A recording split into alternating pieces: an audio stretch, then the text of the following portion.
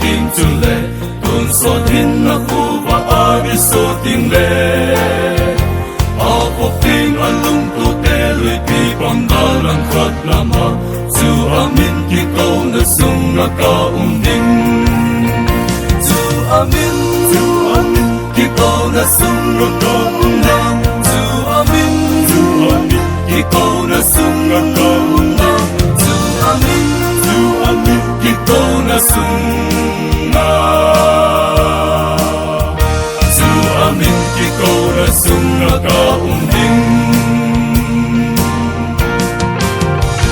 zu ni sing ka pa hoya kristan mi ti a tho su a tho kit lo pi a chan ni diu tu le a hen zum ke ki khop ni le a in nu ban chung ga ma zu amin ki ko na sung na ka ding zu amin ki ko na sung na ka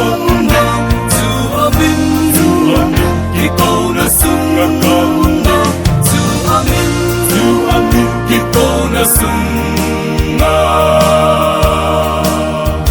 zu amin ki ko na sung na ka ding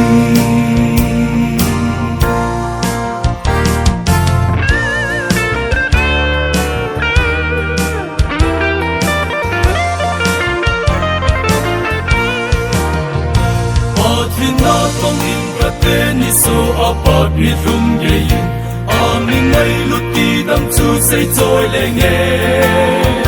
chu le i na to i zo a i hin ni ko bu hin ti chu amin ki ko na sung na ka ding chu amin ki ko na sung na ka ding chu amin ki ko na sung na ka ding chu amin ki ko na sung na zu amin ki ko na sung na ka